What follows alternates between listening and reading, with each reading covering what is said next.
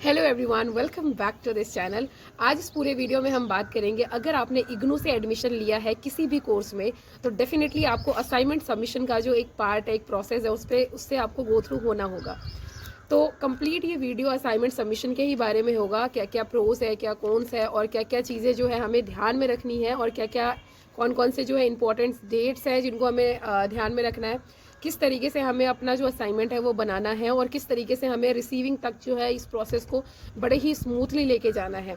तो ये complete video जो है ये पूरा डेडिकेटेड वीडियो होगा फॉर इग्नू असाइनमेंट। एंड आशा करूंगी कि आप इस वीडियो को बहुत ढेर सारा प्यार देंगे और भी डाउट्स हैं, जितने भी क्वेरीज हैं about assignment submission from IGNOU, तो वो चीज़ जो है ये मैं क्लियर कर सकूँ इस वीडियो में। तो देखिए, इग्नू का जो एक प्रोसेस होता है ना कि आप टर्म एंड एग्ज़ाम जो है वो 70% उसमें से लगता है और जो आपका असाइनमेंट है उसका 30% जो है वो लगता है, एंड देन ओवरऑल मार्क्स जो है वो प्रकाशित होता है आपके ग्रेड कार्ड में। तो इम्पॉर्टेंट चीज़ क्या है यहाँ पे कि जो असाइनमेंट है ना वो आपको 100 मार्क्स का असाइनमेंट होता है। आप किसी भी कोर्स से अगर कर रहे हैं, कोई भी कोर्स कर रहे हैं, तो उसमें जितने भी आपके सब्जेक्ट कोड्स हैं वो सारे जो है सब्जेक्ट जो है उसमें अलग अलग असाइनमेंट जो है वो 100 मार्क्स के होते हैं। अब आपको असाइनमेंट में अलग से पास होना होता है, एंड जो टर्म एंड जो थियोरी वाला टर्म एंड एग्जामिनेशन जो है जिसमें आपका थियोरी वाला पार्ट होता है उसमें भी आपको अलग से पास होना होता है। तो असाइनमेंट में आपको एटलीस्ट 40% मार्क्स जो है वो अचीव करना होता है, तभी आप माने जाते हैं कि आपका असाइनमेंट वाला पार्ट जो है उसमें आप पास है, आप क्लियर है। उसके बाद आप जो है अपना पेपर देते हैं, जो टर्म एंड एग्जाम होता है थियोरी वाला पेपर वो आप देते हैं और उसके बाद उसमें भी आपको अलग से पास होना होता है। और उसके बाद जो है ग्रेड कार्ड में जो आपके मार्क्स हैं वो कुछ इस तरीके से लगाए जाते हैं कि असाइनमेंट के 30% मार्क्स उठाए जाते हैं, एंड जो भी आपने थियोरी सब्जेक्ट परफॉर्म किया है, एग्जाम परफॉर्म किया है थियोरी का, उसके आपके 70% मार्क्स जो है वो लगाए जाते हैं और इस तरीके से 100% मार्क्स जो है वो वेटेज जो है वो बनता है। अब मैं बात करती हूँ जो डेट्स हैं, जो 2025 के डेट्स हैं for submission of your assignments, वो किस किस तरीके से है। तो जैसा कि आप सब जानते हैं कि ये 2 सेशंस जो है वो अलग अलग होते हैं इग्नू के, एक तो जनवरी सेशन और एक जुलाई सेशन। स्टार्ट करते हैं जुलाई सेशन वालों के बच्चों के लिए। तो इग्नू ने अभी जो जुलाई सेशन के स्टूडेंट्स को जो डेट अभी निर्धारित करके दिया हुआ है दैट इज़ 30 सितंबर, मतलब 30 सितंबर जो है वो लास्ट डेट जो है सबमिशन ऑफ असाइनमेंट के लिए दिया हुआ है। और वैसे ही जनवरी सेशन वाले कैंडिडेट्स के लिए, बच्चों के लिए जो है 31 मार्च जो है 2025 वो दिया हुआ है। और ये जो है ये आगे बढ़ता है, ये एक स्टैंड ही होता है, ये एक्यूरेट नहीं होता है, ये लगभग 1 मंथ और इवन 2 मंथ भी एक्सटेंड हो जाता है।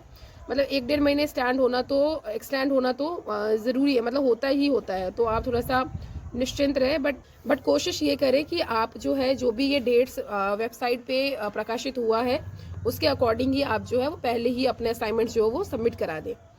उसके आने कैसे हैं, किस तरीके से आप बनाएंगे अपने असाइनमेंट्स। तो देखिए, असाइनमेंट्स बनाने के लिए सबसे, अगर मैं आसान भाषा में समझाऊं, मैं मास्टर्स इन फिजिक्स कर रही हूँ फ्रॉम इग्नू और मेरा फर्स्ट ईयर जो है वो क्लियर है। तो अगर मैं बताऊं आपको कि किस तरीके से असाइनमेंट जो है वो बनाना है, तो असाइनमेंट के लिए आप क्या करेंगे, सबसे पहले जो प्रिंटर वाले पेपर्स होते हैं ना, मतलब पूरा ब्लैंक पेपर्स होता है, A4 साइज शीट जो होता है, प्रिंटर पेपर जो होता है स्पेशली, वो आप परचेज कर लें मार्केट से। और आप जो है सबसे पहले वो जो पूरा ब्लैंक पेपर होता है, प्रिंटर पेपर होता है, आप वो वाले जो लाइनिंग वाले होते हैं वो भी यूज़ कर सकते हैं। बट लुक वाइज जो है ना वो प्रिंटर पेपर जो है बड़ा अच्छा दिखता है, उस पर आप बहुत आसानी से जो है अपना असाइनमेंट बना सकते हैं। अगर आपसे हो सके तो आप जो है वो जो कॉर्नर्स में बॉर्डर लाइंस होते हैं ना वो आप खींच दें स्केल और पेंसिल के मदद से। और अगर नहीं करना है तो आप वैसे भी कर सकते हैं, बट उससे क्या होता है, अगेन थोड़ा सा क्लीन दिखता है आपका असाइनमेंट, जो भी आपने आंसर्स लिखे हैं वो थोड़ा साफ दिखता है। जो अगेन आप अगर पेपर प्रेजेंटेशन अच्छा होगा तो उसके बेस्ड भी आपके नंबर जो है वो मिल जाते हैं आपको। मेरे असाइनमेंट्स के नंबर भी बहुत अच्छे थे, 92, 75 इस तरीके से जो है नंबर्स है असाइनमेंट में। तो वो सारा इसी तरीके से था। सबसे पहले, अब जब आपका वो असाइनमेंट बन जाए, क्वेश्चन नंबर के अकॉर्डिंग आप एक एक क्वेश्चन का जो है नंबर लिखेंगे और उसके आंसर्स जो है वो लिखेंगे। और क्योंकि अगर मैं MSc फिजिक्स के बारे में भी बोलूँ तो उसमें क्या होता है ना कि आपको 20-20 मार्क्स के होते हैं जो क्वेश्चन है वो, और इवन BSc वाले बच्चों के लिए भी 20-20 मार्क्स के ही होते हैं एक एक क्वेश्चन। तो आपको एटलीस्ट 5 to 6 पेजेस जो है ना वो फिल करने होते हैं, आंसर्स लिखने होते हैं। आप इसके लिए अपना जो स्टडी मटेरियल है जो भी आपने इग्नू से पाया हुआ है उसको भी आप यूज़ कर सकते हो, उसमें से भी आप चीज़ें चुन के लिख सकते हैं, आंसर्स बना के लिख सकते हैं, और अगर नहीं तो फिर आप इंटरनेट का भी मदद ले सकते हैं। और इस तरीके से आप हर एक क्वेश्चन के आगे उनके आंसर्स जो है वो प्रॉपरली लिखते चले जाएंगे। और उसके बाद क्या करना है, अब आपको जब आपने सारे सब्जेक्ट्स के जो असाइनमेंट्स हैं वो क्लियर कर लिए, बना दिए, तो फिर आपको इन्हें लगाना है एक प्रॉपर तरीके से। तो इसके लिए सबसे पहले जो फ्रंट पेज होता है, जो मैं इस पे आपको दिखा दूंगी किस तरीके का पेज होता है, यहाँ पे मैं लगा दूंगी, ये वाला फ्रंट पेज लगाएंगे। उसके बाद जो आपका आईडी कार्ड है ना, उसका जो भी प्रिंट है वो निकाल के आप सेकंड वाला पेज जो होगा आपका वो होगा आईडी कार्ड वाला। देन थर्ड पेज जो है आपको क्वेश्चन पेपर का जो प्रिंट है वो लगाएंगे। और उसके बाद जो भी आपने वो प्रिंटर वाले पेपर पे या फिर जो भी आपने A4 साइज शीट पे जो भी आपने लिखा हुआ है असाइनमेंट्स, जो आंसर्स लिखे हुए हैं, वो सारे 1 बाय 1 जो है आप लगाते चलेंगे। कोशिश ये करिएगा कि जितने भी आप पेपर्स लगा रहे हैं उन पे जो है मार्किंग जरूर करते रहिए, 1 2 3 4 इस तरीके से जो है वो मार्किंग जरूर कर दीजिएगा, कि अगर वो ऊपर नीचे भी हो जाए पेपर्स, अगर निकल भी जाए वो पेपर्स चेकिंग के टाइम पे, तो भी जो टीचर है वो उसका थोड़ा बहुत आइडिया लगा सके कि कौन सा पेपर किसके बाद है। उसके बाद प्रिंटर पेपर लेके A4 साइज शीट में आप लगा देंगे। उसके बाद जब ये चीज़ें हो जाए तो फिर आप सारी फाइल्स लेने की भी ज़रूरत नहीं है, इवन आप वो पेपर्स में ही होल करके और उसी में थ्रेड लगा के, धागा लगा के, और उसको बाइंड कर सकते हैं, बांध सकते हैं। काफ़ी मोटी फाइल्स बन जाती है, खास करके जो मास्टर्स के जो बच्चे होते हैं इनके लिए, जो PG कर रहे होते हैं इग्नू से, पोस्ट ग्रेजुएशन जो कर रहे होते हैं इग्नू से, इनकी फाइल्स काफ़ी मोटी मोटी बन जाती है। बट हाँ, आपको 2-3 थ्रेड्स लगा देना है जिससे वो बिल्कुल ही ढंग से अटैच्ड रहे। और उसके बाद पेज नंबर तो लिखना बहुत ही ज़्यादा नेसेसरी है, और बस डन, आपका जो असाइनमेंट है वो फिर रेडी है। अगर आप बॉर्डर्स खींच के आंसर्स लिखते हैं तो वो और अच्छी बात है, अदरवाइज आपका असाइनमेंट रेडी है। अब आप उसको जो है आराम से जाके अपने स्टडी सेंटर में सबमिट करा सकते हैं। अब सबमिशन टाइम, मान लीजिए कि आपने सारी ही चीज़ें जो है वो बहुत ही अच्छे से परफॉर्म कर लिया, आपने आंसर्स लिख दिए, आपने ये सारा जो रो वाइज है वो लगा दिया। तो अभी क्या इंपॉर्टेंट चीज़ है कि जब सबमिशन का टाइम आएगा ना, जब आप स्टडी सेंटर में लेके जा रहे हैं अपने असाइनमेंट्स, तो उस वक्त आप क्या करेंगे, एक पेज लेंगे, एक ब्लैंक पेज लेंगे, मतलब एक शीट लेंगे, और उस पर अपना नाम लिखेंगे, फिर अपना एनरोलमेंट नंबर लिखेंगे, फिर जो भी आप कोर्स कर रहे हैं इग्नू से वो कोर्स नेम, जो भी कोर्स आप कर रहे हैं इग्नू से वो कोर्स का नेम लिखेंगे, एंड देन कोर्स कोड लिखेंगे। और उसके बाद जो भी आपने सब्जेक्ट, जितने सब्जेक्ट्स के आपने असाइनमेंट सबमिट कराए हैं ना, अभी करवा रहे हो ना, वो चीज़ जो है वो सब्जेक्ट कोड लिख के उन सारे कोड्स को लिख देना है कि भाई मैं ये असाइनमेंट जो है सबमिट करवा रहा हूँ या रही हूँ।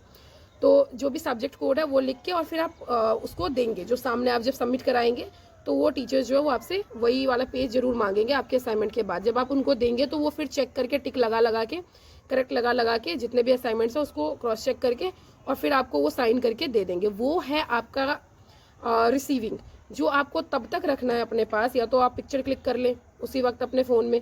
वो रिसीविंग आपको तब तक रखना है जब तक आपके असाइनमेंट के नंबर नहीं चढ़ जाते हैं आपके ग्रेड कार्ड में। कई बार क्या होता है ना, असाइनमेंट दे दिया, सब कुछ हो गया, बट आपके नंबर्स जो है ना वो चढ़ते ही नहीं है ग्रेड कार्ड में, तो फिर आपके पास अगर रिसीविंग ही नहीं होगी तो कोई मानेगा नहीं कि आपने सबमिट कराया है। तो इसी के लिए रिसीविंग जो है तब तक संभाल के रखें जब तक आपके नंबर्स जो है एक्यूरेटली चढ़ ना जाए ग्रेड कार्ड में।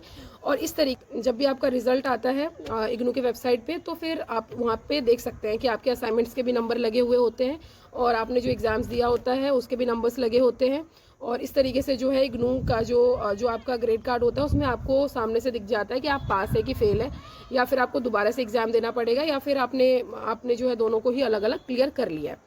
तो आई होप मैंने सारी इन्फॉर्मेशन दे दी है। कोशिश ये रखिएगा कि लास्ट डेट से पहले ही आप अपने असाइनमेंट्स बहुत ही स्मूथली सबमिट करा दें, क्योंकि काफ़ी लंबी लाइन देखने मिलती है लगभग हर एक स्टडी सेंटर पे जो भी लास्ट डे होता है उस दिन। तो उस दिन ना फंसे, क्योंकि बहुत ही मुश्किल होता है। फिर ऐसा होता है कि 4 बजे 6 बजे तक वो जो है लेंगे, सबमिट करेंगे, और उसके बाद जो है असाइनमेंट सबमिट नहीं करेंगे। वो कहते हैं कि अभी इसके बाद जो है हम कोई असाइनमेंट सबमिट नहीं करेंगे। तो उस दिन बहुत फंसने का डर होता है, क्योंकि फिर वो अगर एक्सटेंड नहीं हुआ तो फिर बहुत बड़ा इशू है कि आपका बना बनाया जो काम है वो वेस्ट हो सकता है।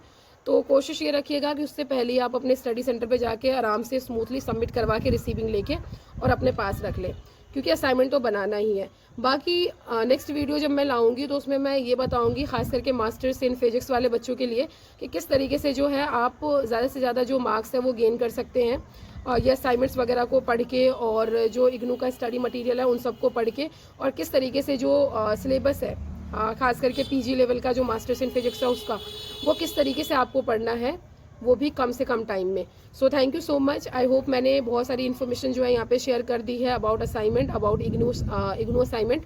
और अगर कोई भी तब भी अगर कोई डाउट है, क्वेरी है, तो प्लीज़ डू कमेंट बिलो, और मैं कोशिश करूँगी कि हर एक कमेंट का बहुत ही अच्छे से और बहुत ही सिंपल तरीके से जो है आंसर करने का। Thank you so much. Stay tune and stay connected.